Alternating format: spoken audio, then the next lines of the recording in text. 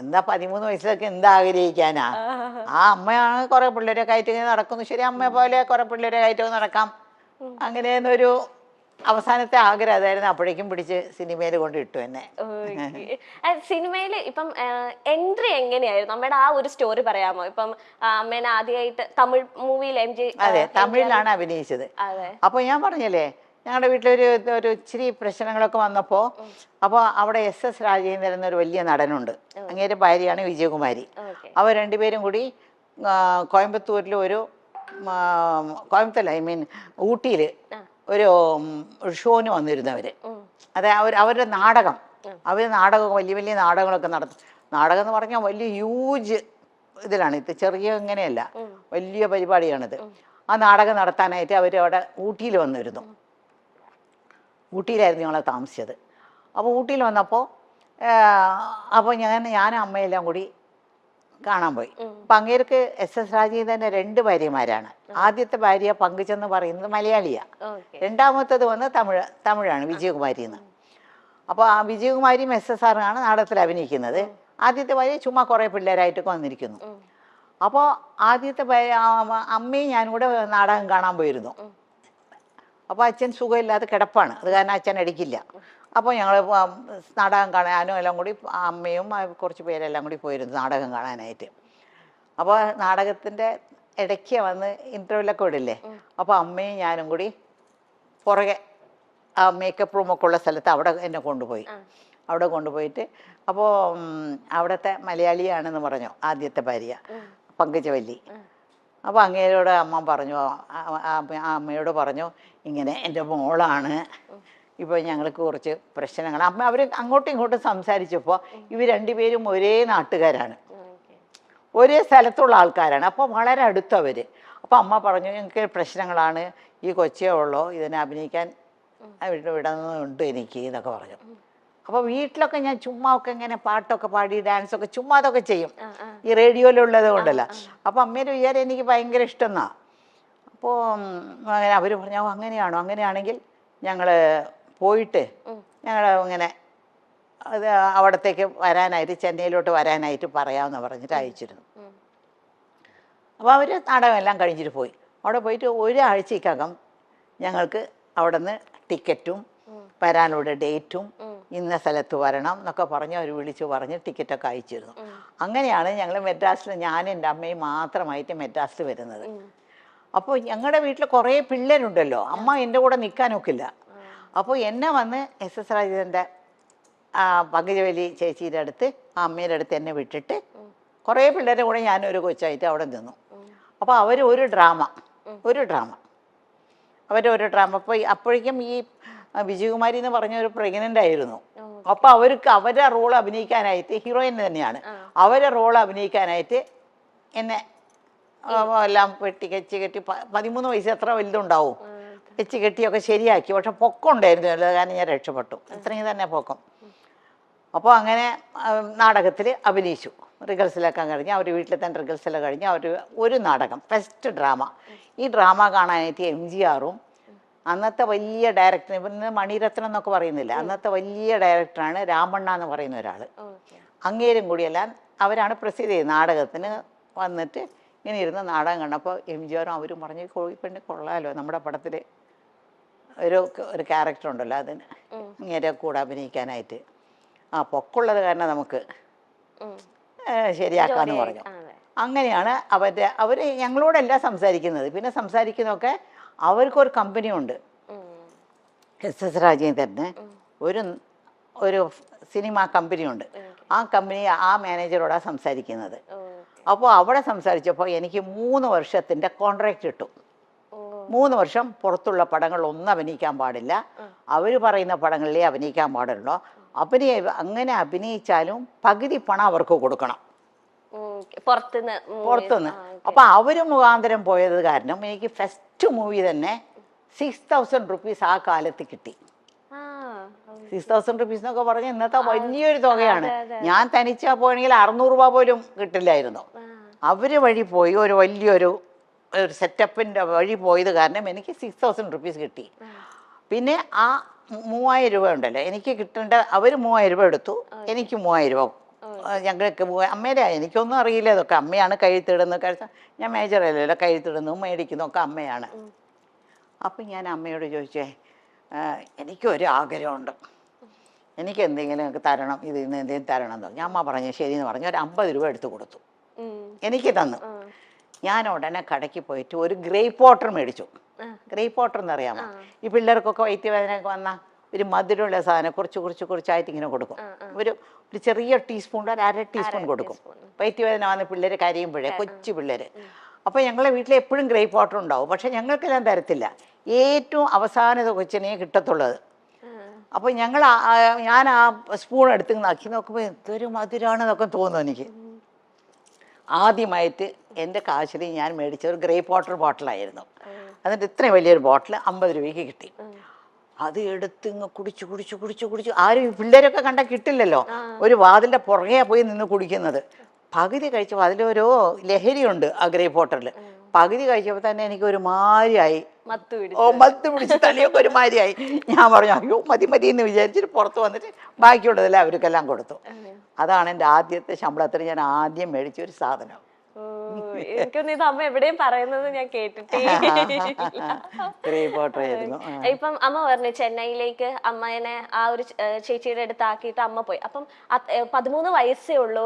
അപ്പം അമ്മയ്ക്ക് ഇങ്ങനെ ഒറ്റപ്പെടൽ ഇങ്ങനെ അനുഭവിച്ചോ? ഒരു പുതിയ സ്ഥലം ഒറ്റപ്പെടൽ അനുഭവിച്ചില്ല. കാരണം ഞാൻ പോയി താമസിക്കുന്നത് പങ്കുചക്കാരെ വീട്ടില്. അവിടെ അവർക്കും കുറേ പിള്ളേരുണ്ട്. ഇന്ന് വരയ്ക്കും അവരൊക്കെ എൻ്റെ ഭയങ്കര ക്ലോസ് ആണ് അവരെല്ലാം. അവർ 4 ആമക്കളും ഒരു പെണ്ണും. പിന്നെ അവരുടെ ഫാമിലിയിൽ ഒരു ചാക്ക് അരി എന്ന് പറഞ്ഞാൽ അന്നൊക്കെ 100 കിലോ ആണ്. ആ ഒരു ചാക്ക് അരിയാണ് അവർ വീട്ടിൽ ദിവസം ഉണ്ടാക്കുന്നത്. അത്രയും പേര് അവരുടെ വീട്ടിലൊന്ന് ഊണ് കഴിക്കും. ആര് വന്നാലും പോയാലും അവർ വീട്ടിലും ഉണ്ടാവും. MGR പറഞ്ഞ് കേട്ടിട്ടില്ലേ? MGR വീട്ടിൽ ആര് പോയാലും ഊണ് കഴിച്ചിട്ടേ വിടുള്ളൂ. അതുപോലെ SS രാജേന്ദ്രൻ്റെ വീട്ടിൽ ആര് പോയാലും അവർ ഊണ് കഴിച്ചിട്ടേ പോകാവൂ. ഒരു ചാക്കരി. അപ്പം എത്ര പേരുണ്ടാവണം? അത് കാരണം ഒറ്റപ്പെടലേ ഇല്ല എനിക്ക്. കളിച്ചും ചിരിച്ചൊക്കെ അങ്ങനെ നടക്കും. അതിനിടയ്ക്കാണ് ഈ പാസം പടത്തിന് പോയി. അങ്ങനെ പോയപ്പോൾ പിന്നെ അപ്പോഴാണ് പാസത്തിൻ്റെ ഇത് ആദ്യത്തെ ദിവസം ആ നാടകത്തിലൊന്ന് ആലോചിച്ച് നോക്ക്. ആദ്യത്തെ നാടകത്തിൽ തന്നെ എനിക്ക് MGRൻ്റെ പടം കിട്ടി. അപ്പോൾ MGR ഷൂട്ടിംഗ് ആണ്. വാഹിനി വിജയ എന്ന് പറഞ്ഞ വലിയ സ്റ്റുഡിയോ ഉണ്ട് അവിടെ ആ സ്റ്റുഡിയോയിലാണ് ഷൂട്ടിംഗ് നടക്കുന്നത്. അപ്പോൾ ഷൂട്ടിംഗ് നടക്കുമ്പോൾ ഞാൻ ആദ്യത്തെ ഷൂട്ടിംഗ് തന്നെ ഞാൻ വന്ന് വിളമ്പും, ചോറിങ്ങനെ വിളമ്പും. അതിൻ്റെ കാര്യം മറന്നുപോയി. അതായത് ആ ആദ്യത്തെ ഷൂട്ടിങ്ങിൽ തന്നെ അത് 2 ഭാഷയിലെടുക്കുന്നത്, തെലുങ്കിലും തമിഴിലും. ഇപ്പൊക്കെ ഒരു പടം ഇപ്പോൾ മണിച്ചിത്രത്താഴ് എടുത്തുകൂടെ നല്ലതുപോലെ ഓടിയ പിന്നെയാണ് അവിടെ മുത്തു എന്ന് പറഞ്ഞെടുത്തത്. അത് വേറെ ദിവസം നല്ല ഓടിയ. അത് അന്നത്തെ അങ്ങനെയല്ല. NTR എന്ന് പറഞ്ഞാൽ അവിടുത്തെ ഏറ്റവും വലിയ തെലുങ്കിലെ ഹീറോ ആണ്. MGR ഇവിടെ തമിഴ്നാട്ടിലെ വലിയ ഹീറോ ആണ്. NTRയുടെ പേരായിട്ട് ശാരദ, നമ്മുടെ ശാരദയല്ലേ, ആ ശാരദയും ഞാൻ MGRയുടെ പേരായിട്ട്. ഇപ്പോൾ ആദ്യം ഒരു ഷോട്ട് ഞാൻ അഭിനയിച്ച് പോയിട്ട് കഴിഞ്ഞ പിന്നെ ഞാനും MGR വന്നിരിക്കും. ആ ലൈറ്റപ്പ് ഇങ്ങനെ 2 പേരും, ആ ലൈറ്റപ്പിൽ തന്നെ അവർ 2 പേരും അഭിനയിക്കും. വേറെ ലൈറ്റപ്പോ വേറെ ദിവസമോ വേറെ സെറ്റല്ല, ആ സെയിം സെറ്റ് സെയിം ലൈറ്റപ്പിൽ ഓരോ ഷോട്ട് അങ്ങനെയാണ് എടുത്തുകൊണ്ടിരുന്നത്.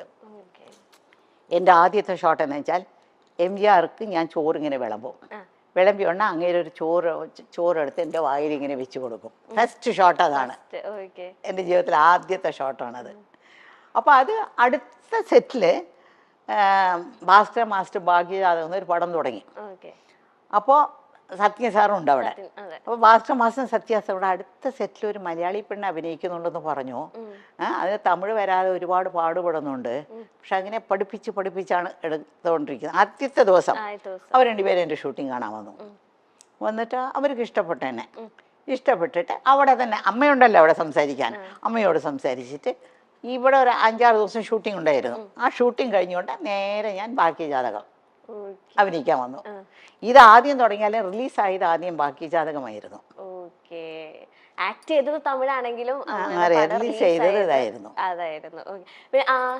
ഇപ്പത്തെ പോലത്തെ വെച്ചിട്ടുണ്ടെങ്കിൽ ഇപ്പൊന്ന് വെച്ചാൽ പക്ക ഷീറ്റ് ഇട്ട് ഇത്ര ദിവസം ഒരു പടം അല്ലെങ്കിൽ എല്ലാം ഓർഗനൈസിങ് ആദ്യം തന്നെ വിസിറ്റ് ചെയ്യും പ്ലേസ് എവിടെയൊക്കെ ഷൂട്ട് ചെയ്യേണ്ടത്. അമ്മയുടെ ഒക്കെ കാലത്തെന്ന് വെച്ചിട്ടുണ്ടെങ്കിൽ ഒരു ബിൽഡിങ് അല്ലെങ്കിൽ ഒരു സ്പേസ് എടുത്തിട്ട് 3 ഫ്ലോർസ് അത് 3 വീടായിട്ട് സെറ്റ് ചെയ്യുക. അപ്പൊ ഒരു ഫ്ലോറിൽ നിന്ന് അടുത്ത ഫ്ലോറിലേക്ക് പോകുന്നത് അടുത്ത പടമാണ്. അതെ ആ ഫ്ലോറിലല്ല, ഈ സ്റ്റുഡിയോ അടുത്ത സ്റ്റുഡിയോ അല്ല, ഈ ഫ്ലോറിൽ നിന്ന് വേറെ ഫ്ലോർ, അവിടെ നടന്ന് കുറച്ച് അങ്ങോട്ട് പോകണം. ഒരു AVM സ്റ്റുഡിയോ എന്ന് പറഞ്ഞാൽ 40 ഏക്കറിലാണ് AVM സ്റ്റുഡിയോ ഉള്ളത്, മനസ്സിലായോ? അപ്പോൾ ആ AVM സ്റ്റുഡിയോയിൽ ഒരു 10-30 സെറ്റുകളുണ്ട് അവിടെ, ഫ്ലോറുകളുണ്ട്. അപ്പോൾ ഈ ഫ്ലോറിൽ നിന്ന് നടന്ന് ഇപ്പോൾ നിങ്ങളുടെ ഇവിടെ നിന്ന് ഇറങ്ങിയില്ലേ, അടുത്ത ഫ്ലോറിലേക്ക് പോകണം. അവിടെയാണ് തെലുങ്ക്, തമിഴ്, കന്നഡം, ഹിന്ദി എല്ലാ പടങ്ങളുടെ ഷൂട്ടിംഗ് ഇങ്ങനെ മാറി മാറി മാറി മാറി എല്ലാവരും മാറി മാറി എടുക്കും. ഓക്കെ, അത് എങ്ങനെ അമ്മയ്ക്ക് അത് പറ്റുന്നു? ഞാൻ അമ്മ പറയുമ്പോ അത് ഭയങ്കര അത്ഭുതത്തോടെ, കാരണം ഒരു ക്യാരക്ടർ അല്ലല്ലോ അടുത്ത പടത്തിൽ, അത് വേറെ കോസ്റ്റ്യൂം ഇട്ടിട്ട് അതെങ്ങനെ ഉൾക്കൊള്ളാൻ പറ്റുന്നത് പെട്ടെന്ന്? കുറച്ച് നാളായപ്പോ നമുക്ക് അങ്ങ് പരിചയമായി. എനിക്ക് അതൊരു വലിയ ഒരു ഒരു ഒരു പാടായിട്ടൊന്നും തോന്നിയിട്ടില്ല, കഷ്ടമായിട്ടൊന്നും തോന്നിയിട്ടില്ല. അങ്ങനെ കാലത്ത് അന്നൊക്കെ ഞങ്ങളുടെ അടുത്ത് കോൾ ഷീറ്റ് മേടിക്കുന്നത് ഇപ്പൊക്കെ ഒരു പടത്തിനാണ് കോൾ ഷീറ്റ്. 40 ദിവസം കോൾ ഷീറ്റ് കൊടുത്താൽ ആ പടം തീർക്കാം. പക്ഷെ അങ്ങനെയല്ല, അവിടെ എല്ലാം ചെന്നൈയിലും അടുത്തടുത്തടുത്ത സ്റ്റുഡിയോ ആയതുകൊണ്ട് ഒരു പടത്തിന് ദിവസവും 7 to 1, അതായത് ഈ കാലത്ത് 7 മണി മുതൽ 1 മണി വരെയും കോൾ ഷീറ്റ് കൊടുക്കും. കോൾ ഷീറ്റ് കൊടുത്താൽ ആ ഒരു 10-15 ദിവസം കൊണ്ട് ആ പടം തീർക്കും. അല്ലെങ്കിൽ അടുത്ത മാസം ഷെഡ്യൂൾ കൊടുക്കും. അത് കഴിഞ്ഞാൽ പിന്നെ ഉച്ചയ്ക്ക് 2 to 9 എന്നുണ്ട്, 2 മണി മുതൽ 9 മണി വരെയാണ് ഷൂട്ടിംഗ് ഉണ്ട്. അങ്ങനെ ഒരു പടത്തിന് കൊടുക്കും. അത് ഒരു 10-15 ദിവസം കൊടുക്കും. പിന്നെ രാത്രി 10 to 2 എന്ന് പറഞ്ഞൊരു ഷൂട്ടിംഗ് ഉണ്ട്, 10 to 2. അത് വരയ്ക്കും. ചില തീർക്കാൻ പോകുന്ന പടങ്ങളുണ്ട്, അപ്പോൾ 10 to 5 വർക്ക് ചെയ്യും. അപ്പോൾ ഇത് 3 കഴിഞ്ഞിട്ട് ഞാൻ മേക്കപ്പ് റൂമിൽ പോയി ഇങ്ങനെ പല്ലൊക്കെ തേച്ചിട്ട് വേറെ കോസ്റ്റ്യൂമൊക്കെ ഇട്ടിട്ടാണ് പോകുന്നത്. അടുത്ത ഇത് തന്നെ പിറ്റേ ദിവസം 7 to 1 പോകുന്നത്. അപ്പൊ ഒരു ദിവസം മൊത്തം 4 പടമൊക്കെ അഭിനയിച്ചിട്ട് ഒരു ദിവസം 4 പടം. ഇപ്പൊ രാവിലെ നോക്കിയാ ഷീലാമ്മ, ഞങ്ങൾ അന്ന് നസീർ സാറിന്റെ നായികയായി കാണുമ്പോഴും ഇപ്പൊ കെന്ന ഷോയിൽ വന്നിരിക്കുമ്പോഴും സൗന്ദര്യത്തിന്റെ കാര്യത്തിൽ ഷീലാമ്മയെ കടത്തിവെട്ടാൻ ഇവിടുത്തെ ഒരു നായിക നടിക്കും സാധിക്കില്ല. എന്താണ് ഷീലാമ്മയുടെ ഈ സൗന്ദര്യ രഹസ്യം? അയ്യോ, ഇതെന്തോന്നാ ചോദ്യം? ഇത് എല്ലാ നടികളോടും നിങ്ങൾ ചോദിക്കുന്ന ചോദ്യമല്ലേ? വേറെ പുതിയതായിട്ട് വല്ലതും ചോദിക്കൂ. എനിക്കത് അന്ന് നല്ല സൗന്ദര്യമൊന്നും ഇപ്പോഴില്ലെന്ന് എനിക്ക് നല്ലപോലെ അറിയാം. ഓർഡിനറി ഒരു സ്ത്രീ, ഈ പ്രായത്തിന് ഒത്ത ഒരു സ്ത്രീ ആയിട്ട് ഞാൻ എന്നെ കാണുന്നുള്ളൂ. പക്ഷെ ഞാൻ ആദ്യമായിട്ടാണ് ഷീലാമ്മനെ നേരിട്ട് കാണുന്നത്. ഞാനിങ്ങനെ ഇന്റർവ്യൂസ് അല്ലെങ്കിൽ നമ്മൾ TV-യിലൂടെ മൊബൈൽ ഫോൺസിലൂടെ ഒക്കെ ആണല്ലോ ഇന്റർവ്യൂസ് ഒക്കെ കണ്ടിട്ടുള്ളൂ. അപ്പം ഞാനപ്പോ ഓർക്കാം, അമ്മ ഇപ്പൊ നല്ല സുന്ദരിയായിട്ടിരിക്കും, അപ്പൊ ആ കാലത്ത് എന്ത് ഭംഗിയായിരിക്കും. നമുക്ക് ആ കാലത്തിൽ അമ്മേനെ നേരിട്ട് കാണാനൊന്നും സാധിച്ചിട്ടില്ലല്ലോ, അപ്പൊ എന്ത് ഭംഗിയായിരിക്കും എന്ന് ഞാനിങ്ങനെ ആലോചിക്കുകയായിരുന്നു. അമ്മ എന്തെങ്കിലും ഡയറ്റോ അങ്ങനെ എന്തെങ്കിലുമൊക്കെ ഫോളോ ചെയ്യുന്നുണ്ട് ഇപ്പം? അതെ, ഞാൻ പറയട്ടെ, സിനിമയിൽ വന്ന് 10-20 കൊല്ലം കഴിഞ്ഞിട്ടാണ് ഞാൻ അഭിനയം നിർത്തിയിട്ട് ഞാൻ ഊട്ടിയിൽ പോയി പിന്നെ മകന് വേണ്ടി പോയത്. ഈ 10-20 കൊല്ലം വരയ്ക്കും ഞാൻ അഭിനയിച്ചുകൊണ്ടിരുന്ന കാലം വരയ്ക്കും ഫേഷ്യൽ എന്ന് പറയുന്ന സാധനം എനിക്ക് അറിയില്ല. അറിഞ്ഞെങ്കിൽ ചെയ്തേനെ. അന്നൊന്നും ഇല്ല, ഫേഷ്യലൊന്നും ഇല്ല. ഇപ്പൊ ഫേഷ്യൽ ചെയ്താൽ ഭംഗി വരും, ഫേഷ്യൽ ചെയ്താൽ അത് വരും പറഞ്ഞാൽ അതൊക്കെ ചുമ്മാ ഒരു ഫ്രഷ്നെസ് കിട്ടും. ഫേഷ്യൽ ചെയ്ത ഒരു ഫ്രഷ് ആയിരിക്കും. ഒരു കല്യാണപ്പെണ്ണ്, ഇപ്പോൾ കല്യാണപ്പെണ്ണും എൻ്റെ അമ്മയും കല്യാണപ്പെണ്ണിൻ്റെ അച്ഛനും എല്ലാവരും ഫേഷ്യൽ ചെയ്ത് എന്തൊക്കെയോ മുഖത്തൊക്കെ ഇട്ടിട്ട് അങ്ങനെയല്ലേ. പക്ഷേ ഞങ്ങൾക്കൊന്നും ആ കാലത്ത് അത് ഇല്ല. ഇരുന്നെങ്കിൽ ചെയ്യുമായിരുന്നു. അതെനിക്കറിയില്ല, ആ സമയത്തൊന്നും ഞങ്ങൾ ചെയ്തില്ല. സിനിമയൊക്കെ അഭിനയിച്ച് വീട്ടിൽ ചുമ്മാതിരിക്കുമ്പോൾ വേറെ ജോലിയൊന്നും ഇല്ലാതിരിക്കുമ്പോൾ ഇവരൊക്കെ കൂട്ടുകാരികളെല്ലാം ഫേഷ്യൽ ചെയ്യാനായിട്ട് ബ്യൂട്ടി പാർലർ പോകുന്നുണ്ടോ, എന്നാൽ നമുക്ക് സുന്ദരിയാവാന്ന് പറഞ്ഞ് പോയി ചെയ്തിട്ടുണ്ട്. വീട്ടിലത്തെ പൊടിക്കൈകളൊക്കെ അമ്മ ട്രൈ ചെയ്യാറുണ്ടോ? മഞ്ഞള്, നമ്മളൊക്കെ ചേർന്ന് മഞ്ഞൾ അരച്ച് കടലമാവ് ഇടും, അങ്ങനെ അതൊന്നും ഞാൻ ചെയ്യാം. അതൊന്നും എന്നെ കൊണ്ട് വയ്യ, അത്രയും ക്ഷമയൊന്നും എനിക്കില്ല.